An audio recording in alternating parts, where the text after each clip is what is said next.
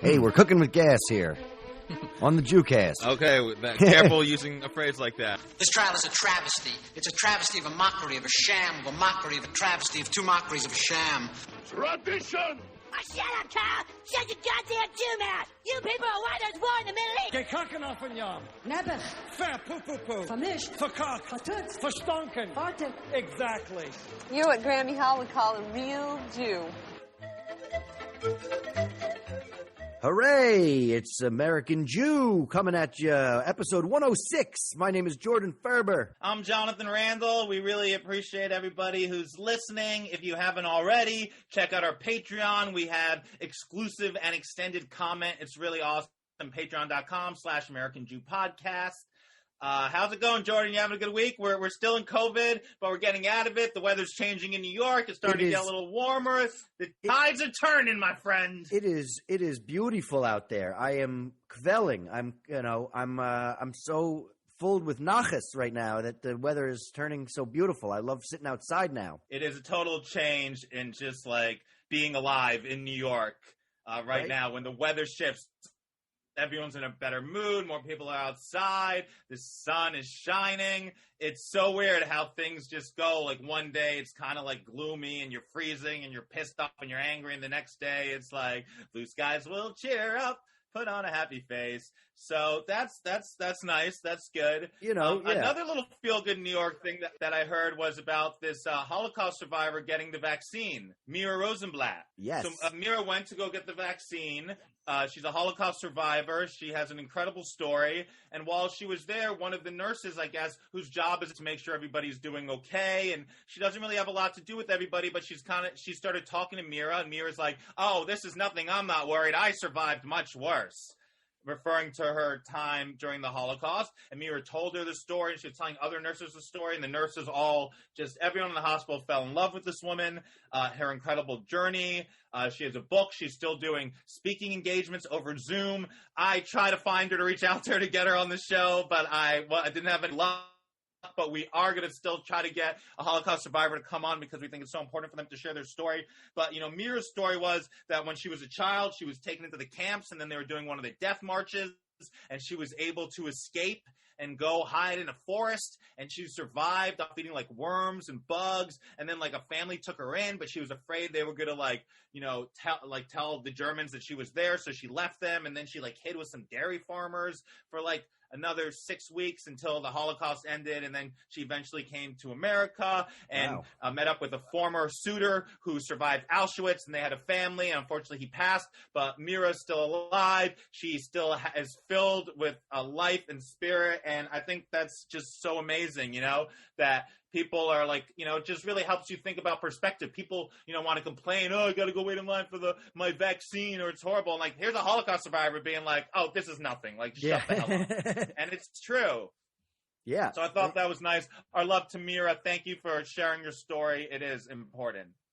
It is. It's good to have those types of feel-good stories every now and again. And to remember, I think, the historical perspective that a lot of these things give us really helps to not take all the little things that we have for granted, to try to look beyond the petty complaints that we might have about whatever struggle, whatever inconvenience comes our way. Sure. I think this is a good segue into another kind of feel-good story, interesting story that happened in Germany, where a restaurant, a Muslim owner to a halal restaurant, had a lot of money raised for him by Jewish students and Jews because there was an attack at the restaurant, I guess about a year ago. 2 people were killed. And what actually happened was somebody went to attack a synagogue on Yom Kippur. On last Yom Kippur, somebody went to go attack a synagogue. They couldn't get into the synagogue. So Instead, they went to this restaurant owned by a Muslim restaurant, a halal restaurant, and they attacked there. So I think it's amazing that these Jewish students, raised money for this Muslim restaurant so they wouldn't go out of business. But I also think what's great about the story and why I wanted to talk about it was because why are Muslims and Jews fighting? We need to stop fighting. We need to come together because guess what? The people that hate each of us, they hate each of us the same and they don't care. So they can't kill Jews in a synagogue. They're going to go kill Muslims at a halal restaurant. And that's why we got to end the hatred and the violence between us and come together because, the rest of the outside world, they don't see us as Jews or Muslims. They just see us as different and that they don't like us. For sure. I think, we talk about this a lot, that we have so many allies in these fights that don't recognize the alliances that we have. I think that there is too much infighting. Sorry, yeah, we've talked about this a lot. It's not just between the black. Well, how like Muslims and Jews, like if you believe in the Bible, the story, we're all the sons of Abraham. We're basically brothers. We're all cousins, basically. And there's like, we got to stop this. We got to find ways to come together. I see a lot of videos about so many people, like even young people, just fighting on, like on TikTok, like Jews versus Muslims, like arguing against each other. And sometimes some of these people are brilliant and they have such knowledge and such passion, but I feel like they're using it for the wrong way. Instead of they're like, oh no, this is real and this is right and you're wrong and blah blah blah.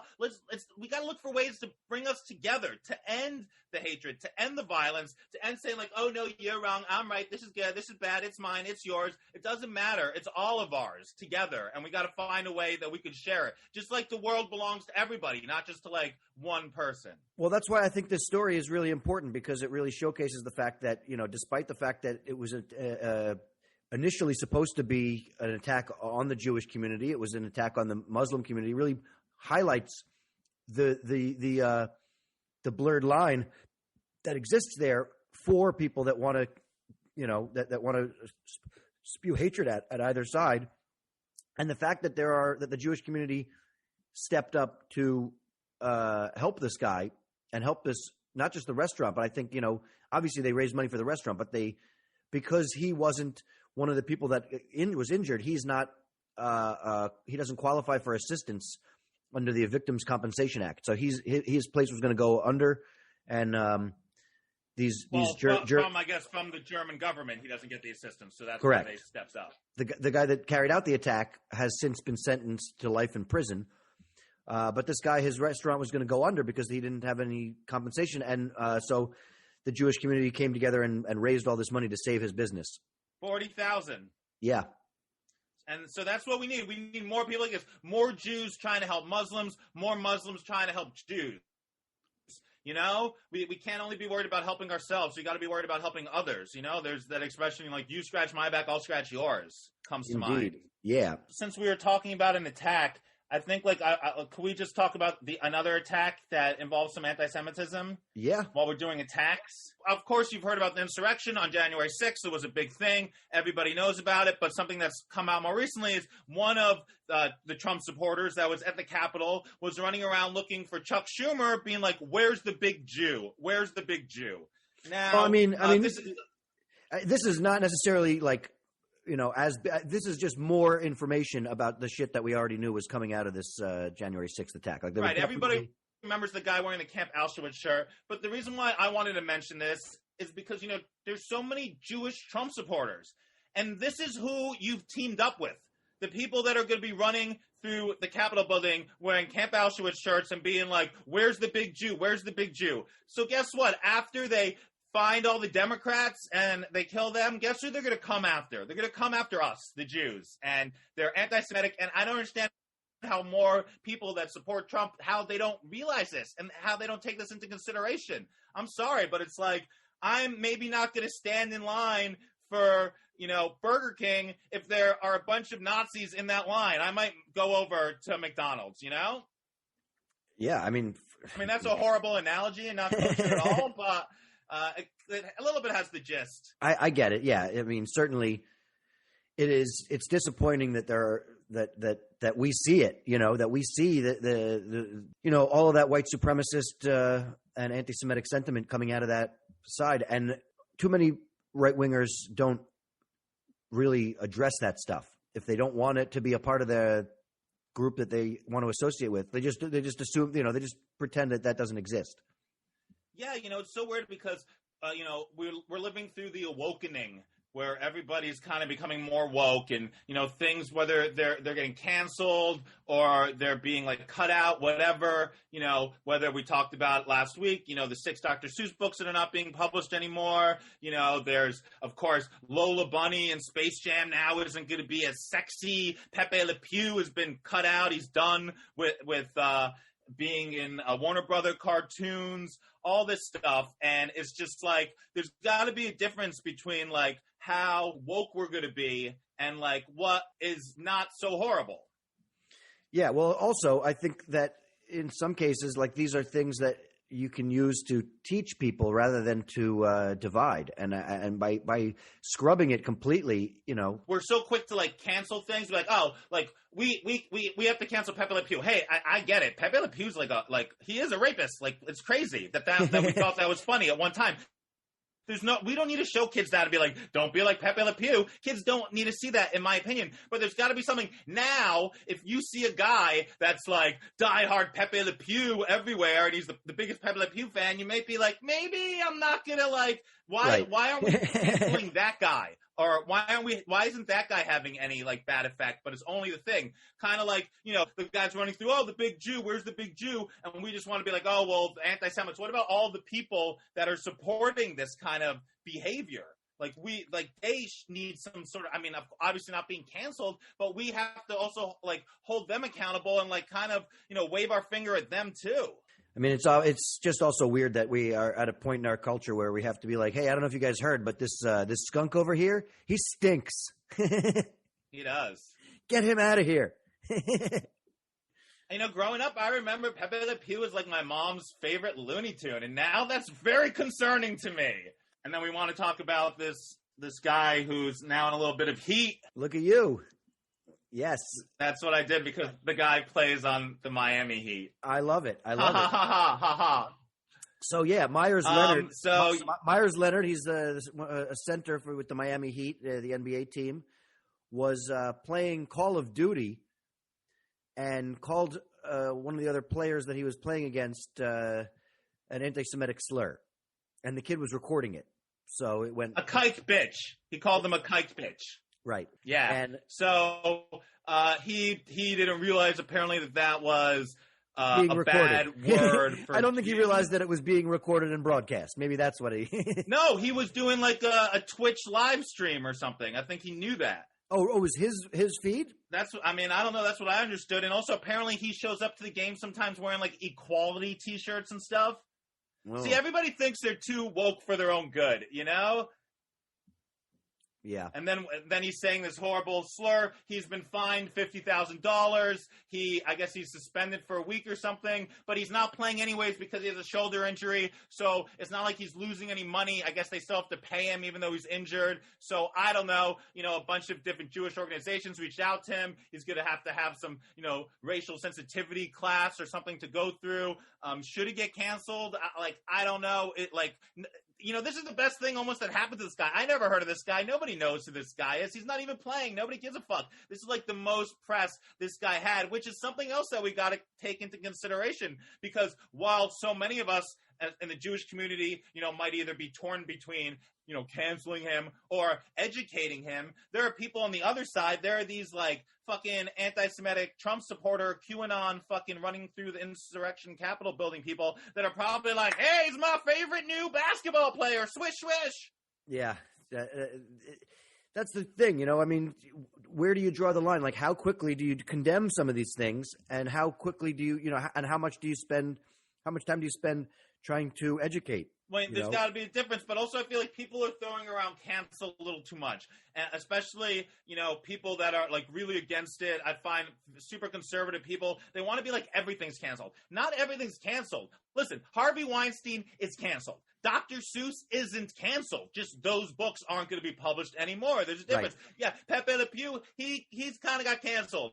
Lola Bunny, she's not canceled. They're just like, why are we making this rabbit sexy? Like, there's no reason for us to like do this. I mean, you know, this guy Myers Leonard, like, you know, the fact that so many people reached out to him, you know, he got an open letter from Julian Edelman, who's the Jewish player in the NFL for the New England Patriots, who invited him to Shabbat dinner.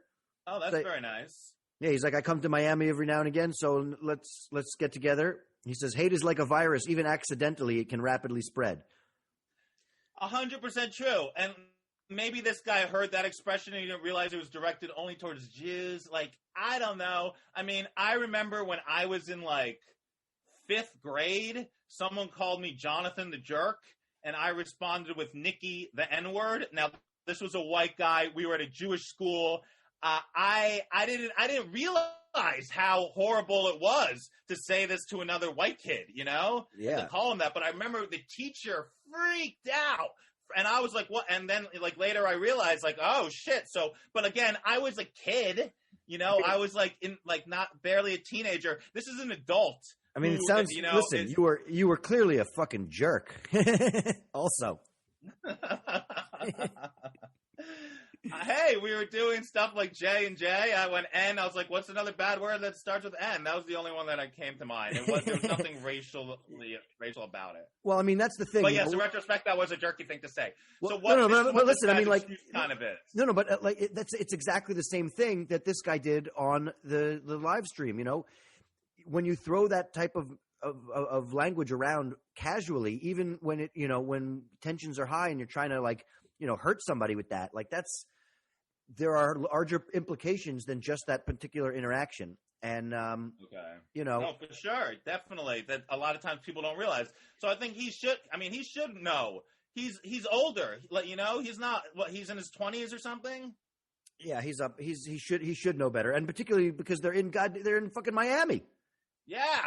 I mean, that's where a lot of Jews. Yeah, there are 3 basketball teams that have a lot of Jews in attendance, and it's Miami, New York, and L.A. probably. And, you know, with everything that's going on with other, you know, what happened like last year with other sports people saying derogatory things about Jews and Ice Cube, I feel like it's gotten enough press. It's out there in, like, the ether of the world to know, like, don't be saying that kind of shit if you're, like, a public figure. Yeah, for sure. Public figures have to be held to a higher standard. But I mean, this is a thing that we have mentioned a lot, like the fact that, you know, when we have guests on and we talk about anti-Semitism, we have talked a lot about how we haven't experienced or seen a lot of overt anti-Semitism, but we've seen a lot of this casual throwing around of these terms as jokes or as, you know, playful ribbing, whatever you want to call it, you know, ball busting. But especially when you broadcast it like that, just like you said, there are probably white supremacists out there like, oh, I found my new favorite guy.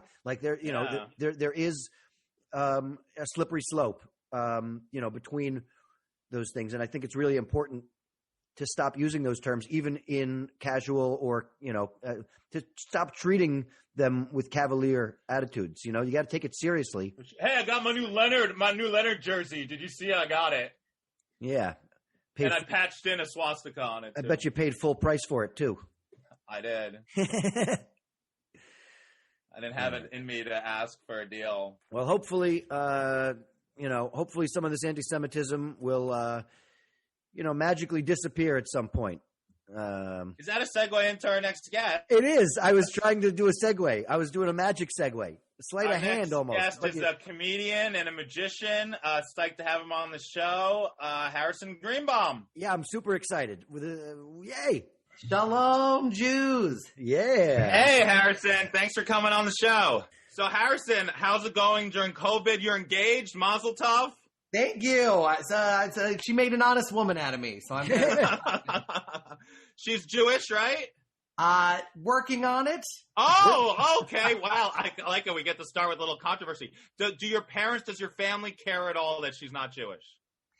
I think, you know what? I think that you reach a certain age where your parents just want you to be engaged. Oh, okay. No, they love Emily so much. She is amazing. And obviously she's taking part in all the Jewish traditions and stuff. So I think, they're very happy. And, and I think we it was something we discussed early on in dating, and I discussed the importance of Judaism to me. And, it's something that we've always been very, cognizant of. Okay, cool. So you said you're working on it. Is she going to convert? I think so. Yeah, we'll see. But yeah, I think that's potentially in the cards. Okay. What's that conversation like?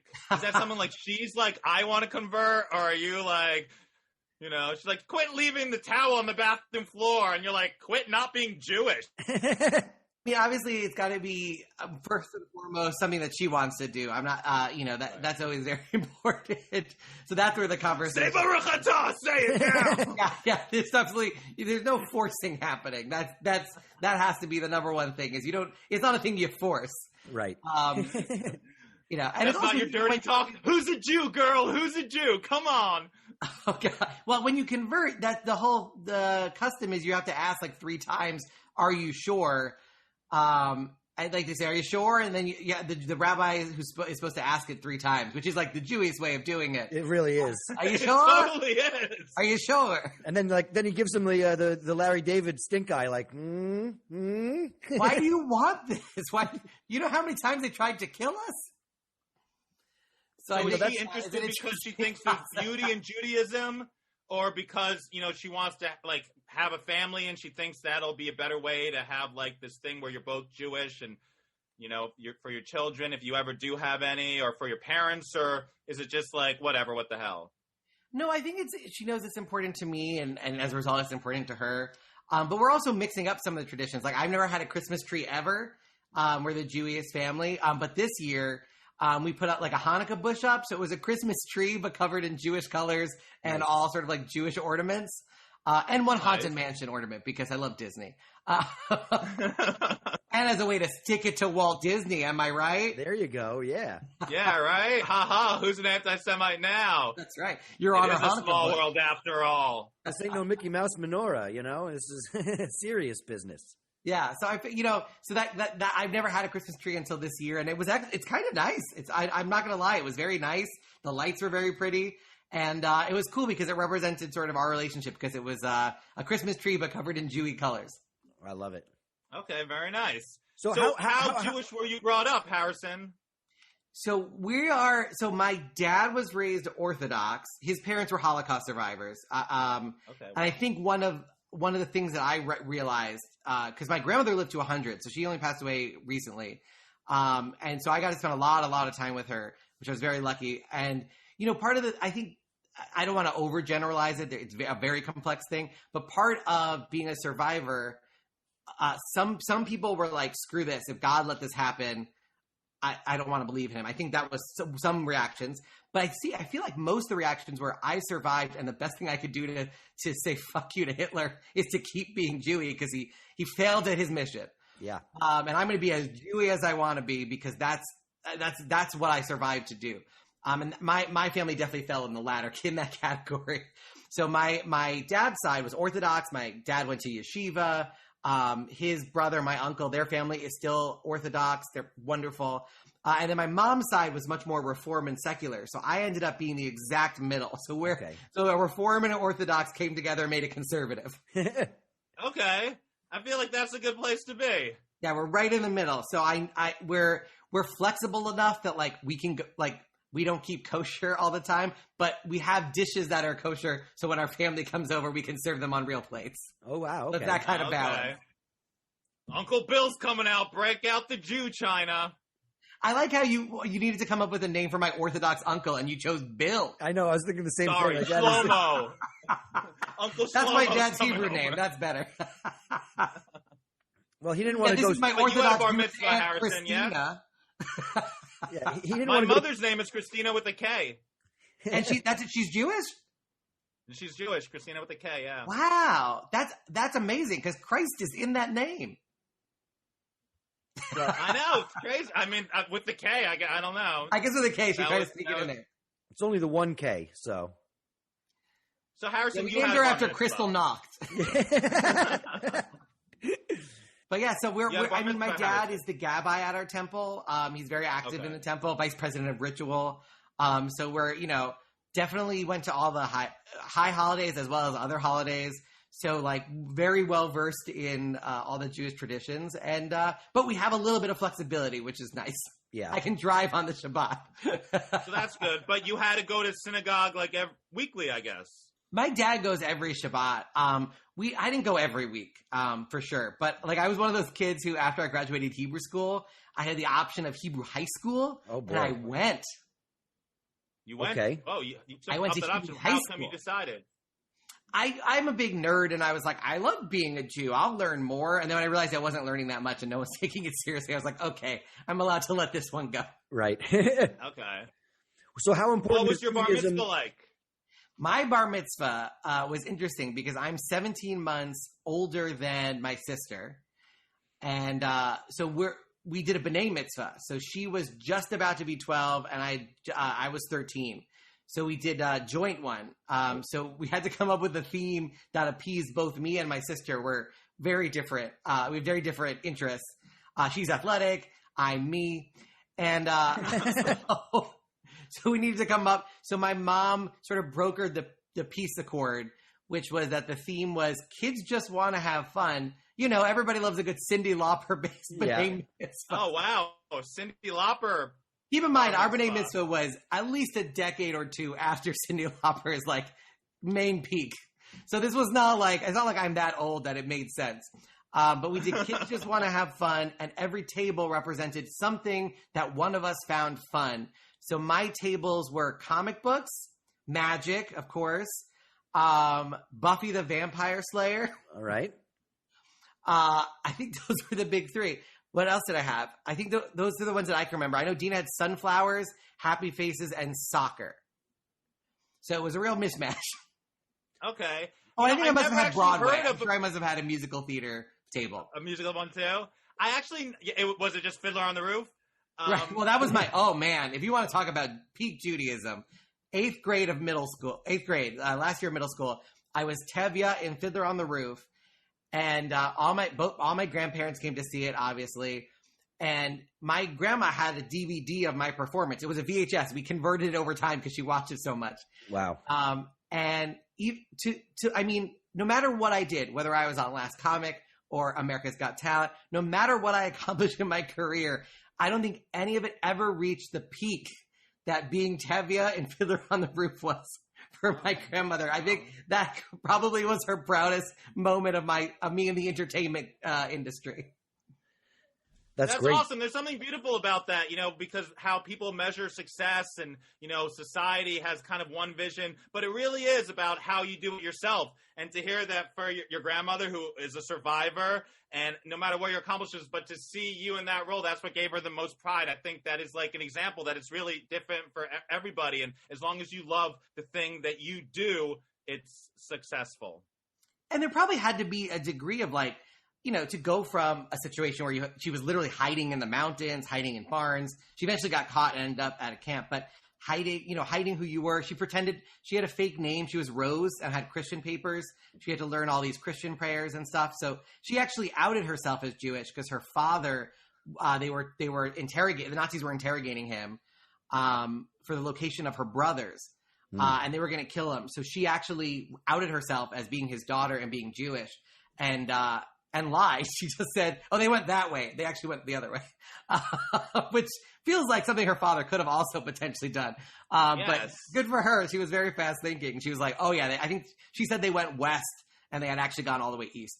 But so like, I think to see her, to get to a point where you're now in America and your grandson is doing the Jewiest possible thing in front of all these people, it's got to be a pretty meaningful thing. More impressive than the bar mitzvah. Yeah, exactly. We have the old VHS. My sister and I did a choreographed dance. Oh boy. Oh yeah. Oh my God. We got to see this. Yeah, the first half Torah portion that had steps. Oh no, this was at the party. So everybody got to the dance floor, and then the DJ was Party Hardy. That was our DJ. They were very good. Clear the dance floor, and Harrison and Dina are about to dance, and we did a little dance. Nice.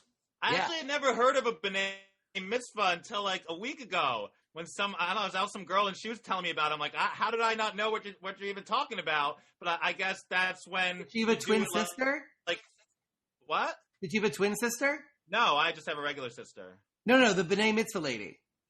Oh, I think they were, something like that. That one was a boy, one was a girl. Gotcha. She had a twin brother. That's how you do it. She was telling me about the b'nai mitzvah, but I don't think that's like an Orthodox thing at all. No, I mean, it's interesting because like my parents definitely saved money by doing it. which so did is some. the most Jewish of it all. No. Exactly. Exactly. You love magic. Love I magic. mean, I guess Houdini was Jewish, right? One of the most famous. All your famous magicians are Jews. Copperfield, David Blaine, Houdini, Jesus. They're all, yeah. No, there is this very interesting connection between Judaism and magic. Because, yeah, a lot of these guys, especially in the 20th century, are Jews. And they're all Jews named David from New York. David Blaine and David Copperfield. Right. Okay, that's right. David but yeah, Blaine. Houdini's dad was a rabbi. Harry Houdini was actually born Eric Weiss. So he had and he actually adapted his name from a famous French magician. He just added Houdin, Houdin, added an I, so it became Houdini. But also started in Coney Island in Brooklyn, and was a New Yorker. Lived in Harlem. So very much a New York Jewish story. Yeah. Wow. Was that part of it when you started getting into magic, that it had a Jewish history and a lot of maybe the people you looked up to were Jewish, or was it just like you just liked magic and then you kind of discover that after? I think I just liked magic, but I do think so I go to magic camp, now a counselor. But I just had my 20th year. We had a virtual camp this year. So it's my 20th year going to camp, 15th year as a counselor. And it's, the joke is it's very Jewy at the camp. And I think there is just something about I don't know, Jews tend to be supportive. We tend to be in the arts. And our parents tend, especially when we're kids, to be like, okay, you want to do magic? Sure. I'll send you to a magic camp. I don't think it's exclusive to Judaism, but we definitely have it. And so, yeah, I feel like there's a support system for being in entertainment that exists in Judaism that increases the number of us in all these different art forms. For sure. I mean, it definitely, you either become a doctor or you go into the arts. Like those are especially from that era of the Jewish tenements and all the, so many Jews in New York spreading out across the country, whatever, everybody started here. Yeah. And I mean, for my family, it's so wild because my grandparents, on my dad's side didn't go to college. Obviously they came over after the camps. They were already in their 20s. And then my dad was the first generation for his family to go to college. And then I was the first one to go to an Ivy League school. So I graduated top of my class at Harvard. And then I was like, I'm going to be a comedian.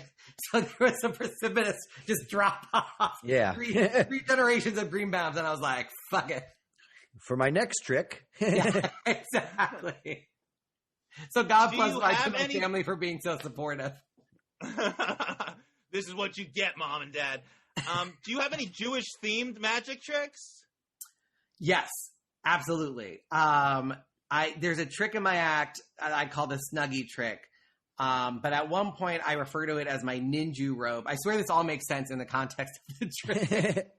But the main reason of bringing it up is at one point I say, can your Snuggie do this?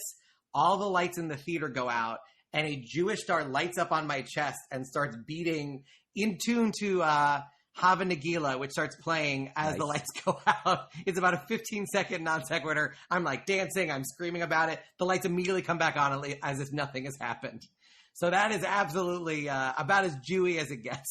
Right. Wow, definitely. I like that. Forget about Iron Man. You got the mug Iron Mensch. Right there. You're an Iron Mensch. That's great. I love that. You ever do something like that and someone screams out something anti-Semitic? Nobody's ever screamed out something anti-Semitic. I do a joke. So there's another trick in my act where I'm talking about The Price is Right. And that comes from a real place. So the joke in the act is I could never be on The Price is Right because I'm Jewish. I'd be too frustrated. The host would be like, how much is that share? Like, I don't know, $40. He'd be like, actual retail value, $80. I'd be like, screw you.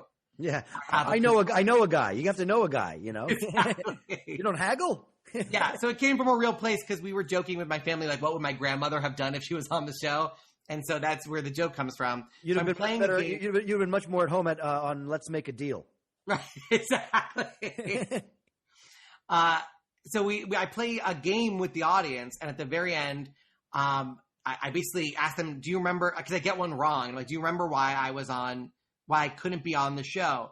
And inevitably somebody will scream out, and they mean this well, they don't mean this in a hateful way. They'll just go Jewish, or sometimes they'll just yell Jew. And so I'll pretend that I'm upset by that, just be like, oh, no, wait, somebody just like, Jew, be like, no, stop it. And for 4 years, I was like, Trump is president. It's go time. And then that leads into the bit. Everybody, okay, raise your hand. Where are my Jews at? And then they all raise their hands again. See, they never learn. They do that trick every 100 years. Where are my Jews at? Boom, boom. Hide, blend in. Stop giving away your position. Nice. So there is that element in there of having fun with that, for sure. Okay. Right. I mean, that's amazing, that your grandparents were survivors. That's so, awesome. I don't want to make light of it, but I'm curious, when you were growing up, would you ever, complain about something and they're like, Harrison, shut up. We were in the concentration camps or, stuff like that? Well, the famous story in my family, and it's a real story. So my sister went to fat camp. I didn't know it was fat camp. And you went to magic camp. Yeah. And they're like, do some magic, make the fat disappear. I mean, it was crazy because, my sister was an athlete. She was a goalie. Yeah, she went to this Camp Camelot. And I didn't know it was a fat camp. So when she described it, I just thought it was a very poorly run camp. Because she'd be like, oh, the dorms are 5 miles away from the cafeteria. And I'm like, why would they do that? So she came home. And by the way, I know this sounds ironic, but she was the skinniest kid at fat camp. Really? At Camp Camelot? That's where right. all the tables are round, just like our campers. No, where there was a black market for sugar packets. Because the counselors would put sugar in their coffee. And there was no sugar allowed on campus. It was very hard to get candy or sugar because they were trying to teach the kids better habits. So her roommate was the Scarface of sugar packets. She was hoarding these sugar packets and selling them to the other campers for their hit of sugar. Great side hustle idea, everybody. Yeah. But I remember we were all eating dinner around the dining room table, and my sister was complaining about it. And my grandmother at one point was just like, camp, I'll tell you about camp. And we're like, whoa. Different. Yeah. Different. Okay. Yeah, fat camp doesn't sound so bad. Right. But I do need sugar. We couldn't eat anything. But it was interesting because I lost my grandfather when I was about 10 years old. He had been in Auschwitz for the entire time. He was there before it was a death camp. So originally it was a work camp, and then it became a death camp. And he was there the whole time, and he survived by basically cleaning the trains out. He had these jobs, and they figured it was easier to just let him do the job than kill him and retrain somebody else. Wow. And he lost everybody. Sidebar very quickly is my parents went to Israel, went to the Holocaust Museum, and if you send them names, they'll look up all the records because the Germans, for all their faults, were very good record keepers. Yeah. So you can send in a name and they'll show you this is all the paperwork where your father's name or your mother's name comes up. So we send in his name, and it turns out that my grandfather actually went into the camps with a wife and a son. We did not know about them. They were killed. And so my grandmother was his second wife. And his two kids were his second and third kids, respectively. We had no idea until recently that had happened. So my grandfather kept things very quiet because he was a very funny guy, the sweetest, just a total mensch. I think he didn't want to make other people sad and he didn't want to re-experience it. So he never told anybody about really anything. On the other hand, my grandmother never stopped talking about it. She loved telling you the story. She would tell that I've heard the same stories over and over and over again. She was all about I will tell you exactly what happened so nobody forgets. But it's that weird thing where because you hear it so much, you develop that sort of gallows humor, where it was never a joke in our family, but we definitely had a big sense of humor about it. So that was definitely part of being a second generation, third generation survivor of being used to that. That story is so dark, but you've heard it so much that you can sort of find the humor in it in a weird way. Doesn't come up when that influenced you comedically and to become a comedian, and how come you're so funny and stuff? Oh, 100%. My grandfather was very, he would tell really cool stories. He would make up these stories about a guy named Shashki. And Shashki, coincidentally, always had problems that my sister or I were experiencing.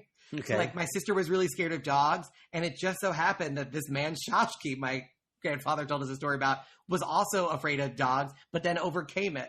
Huh. So he was just like this wonderful, sweet man. And so my dad is just very funny and gregarious. And when we're hanging out with that side of the family particularly, there's a lot of just jokes. And if you can find jokes in the Holocaust in that kind of event, then you can find jokes in anything. So from like a very young age, I was very attuned to just the power of humor to cut through that kind of darkness. That's awesome. That's amazing. So wait, did your grandmother know about your grandfather's first wife?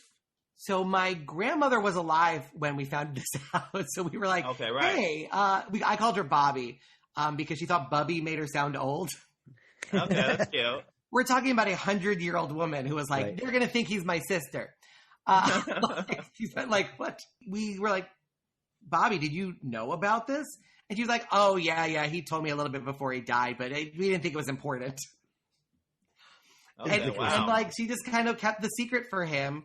It's a benign secret in a way. Like it doesn't change anything. And they were all killed. So there's not like there's anybody to find. It's not like there's secret family or other family to find. They were all killed. So it's, she knew about it, but she just, I guess, didn't think it was that important to tell us about it. It would just be another sad thing. With no benefit. I hear you. It is sad, but it also like tells you a little bit about your grandfather and like the pain he's experienced and what he went through. I mean, my heart goes out to him when you were telling me the story. Even now, I was kind of getting chills. Like, they're all sad stories, and every part of it is crazy. But my grandmother describes in detail because she saw her mom and dad embrace for the last time and then be separated to get killed.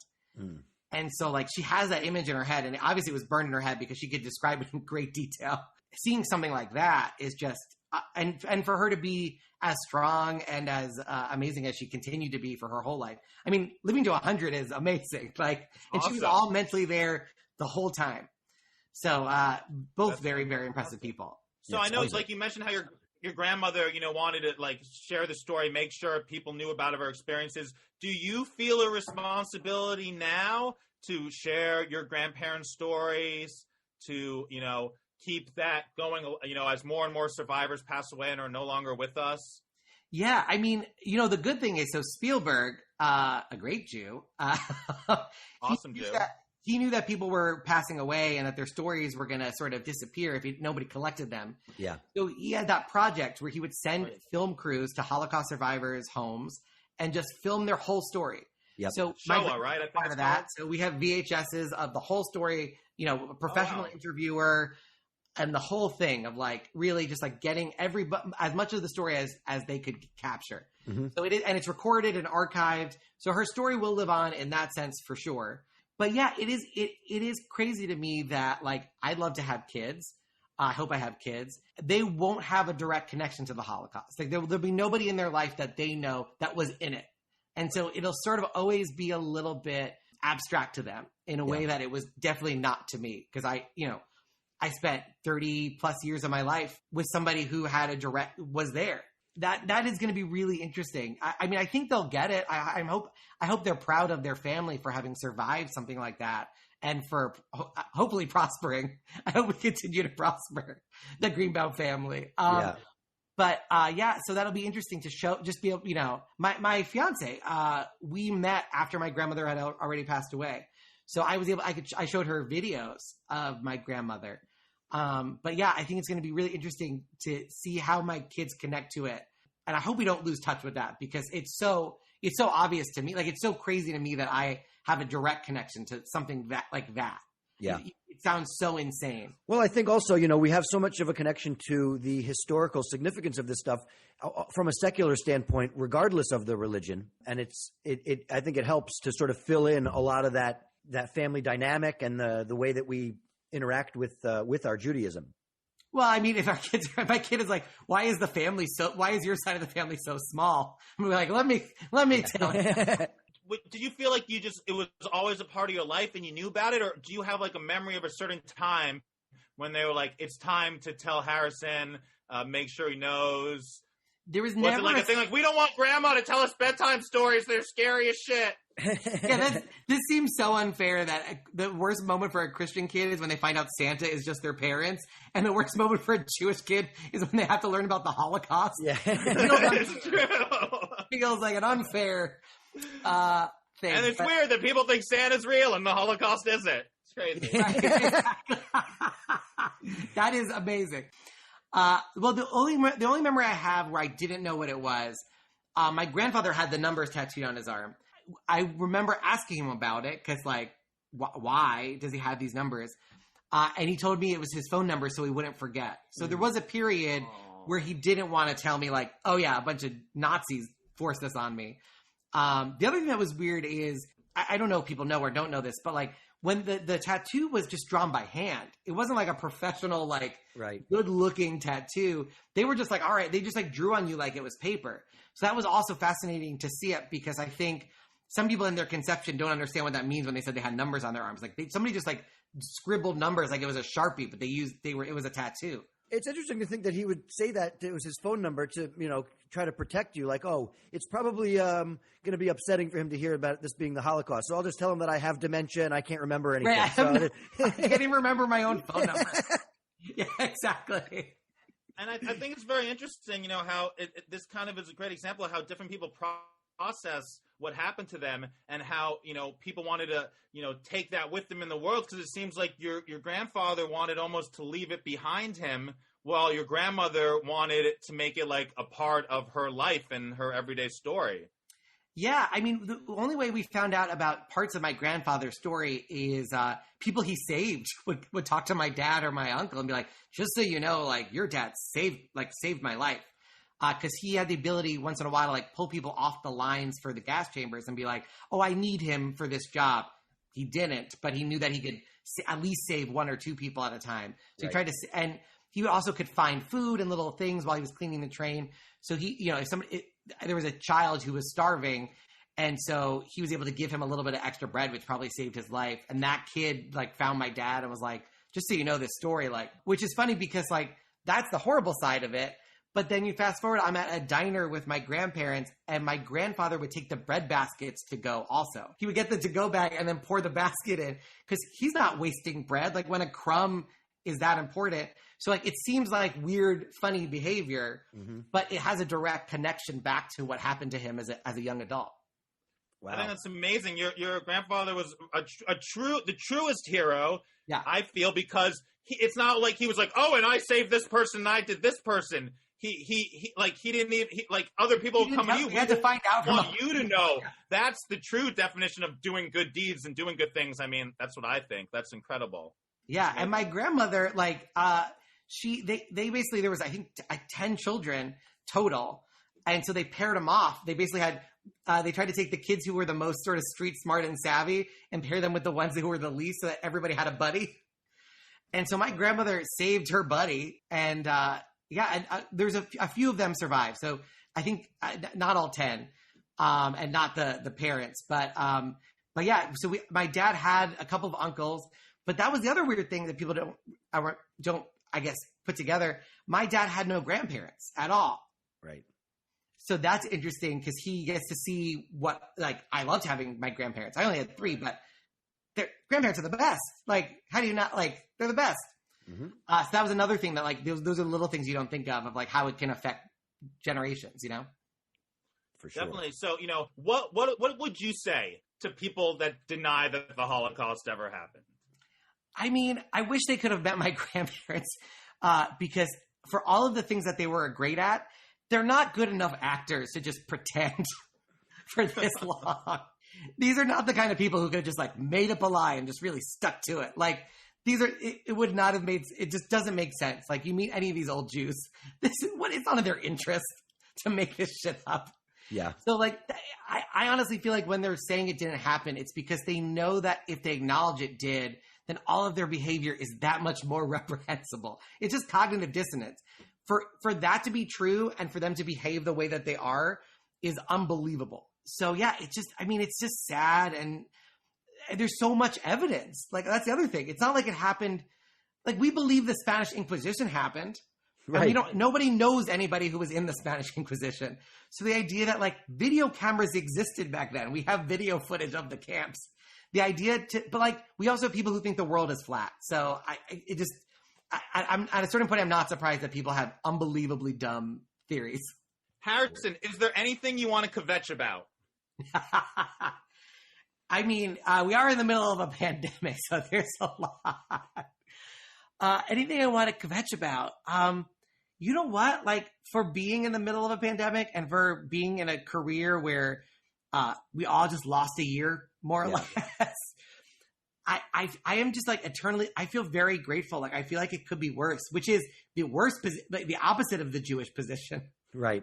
At the moment right now, I'm just incredibly grateful that it's like, I have plenty to kvetch about, and you can hear it all in my new hour, which is coming. Exactly. 100%. We're lucky that we're in a position where we actually get to kvetch for a living. We're grateful for kvetching. Yeah, I mean, like, I don't want this to be a fully Holocausty episode, but like, you know, I think that does give you a degree of gratefulness. Like, I'm just grateful to be around and to have the freedom that I do, and the fact that I get to do what I love. Like, that's how I get paid. Like, I pay for this apartment with dick jokes. Like, are you kidding me? Yeah, it's amazing. It's amazing. Yeah, that's awesome. Well, we got to remember that people are upset about COVID. I can't do this. I can't go out. I can't do this. But imagine, we lost a year of our lives. Imagine the time people lost in concentration camps where they weren't sitting on their ass watching Netflix, you know? Yeah, exactly. My grandmother lost years and everybody, and he still came out on the other side an incredible person. You know, he's one of the best people I've ever met. But yeah, I'm incredibly grateful. I have a beautiful fiance. My parents are healthy. My sister is doing well. So what more can you ask for? What do you have in your background? You have a pet? Is that a fish tank? I have fish now. Fish? They're named after the ghosts in the Haunted Mansion. Oh, wow. Harrison really loves that Haunted Mansion. I have some plants. Harrison is. I got Joan Rivers in the background. There's a great Jew. Hey, yeah. Who else you got? I see George Carlin. Oh, we got the greats. Carl Reiner and Mel Brooks. You got Steve Martin. You got a couple of non-Jews on the top. You got Carlin, Pryor, and Steve Martin. But then it gets pretty Jewy. You got Joan Rivers, Mort Saul, Lenny Bruce, Mel Brooks, and Carl Reiner. And then Weird Al, who's not a Jew, but should be. Should be. I agree. He seems like he is a Jew. His last name is Polish. Not a Jew, but if I have the power to make him an honorary one, I bestow that upon him. I mean, when he had his own show, like, his parents were on it. Like, he's clearly a nice Jewish mama's boy. Right, exactly. He feels like he should be Jewish. Yeah. Harrison, is there anything you'd like to plug? Well, if you guys want to follow me on social media, it's at Harrison Comedy. That's on Twitter and on Instagram. And my website is Harrison Greenbaum, green like the color, BAUM.com. I kept my last name. I wanted to change it when I got into show business. I was going to just be like Harrison Ross, which is my middle name. And my dad was like, we didn't survive the Holocaust for you to change your name. Be proud of your heritage. So I stuck with it. My name doesn't fit on any signs. It's a lot of letters for a marquee. But yeah, HarrisonGreenbaum.com. That's my name. And you go to my website. Yeah. Yeah, Awesome. Check out Harrison. He's awesome. And thanks so much, Harrison, for coming on the show. Appreciate it. I'll see you very soon. Thanks, See you guys. Bye. Buddy. Thanks so much. That was great. Yeah, thank you, man. That was awesome. If you need anything else from me, let me know. We sure Okay. will. Cool, man. Thanks, Harrison. Oh, yeah. Well, super big thanks to Harrison Greenbaum for coming by the show. Make sure you follow him on social media. You go to his website, harrisongreenbaum.com, and he is at Harrison Comedy. And check us out, American Jew Podcast, across social media. Email us at americanjewpodcast@gmail.com. Again, you should be following our Patreon. If you're not, you're going to miss a lot of great stuff with Harrison. You could follow me across all social media at Jonathan Randall. You can always follow me on Instagram at BeatnikNudnik. You can also always follow my other podcast, Where's the Grief? Thank you guys for listening. L'chaim.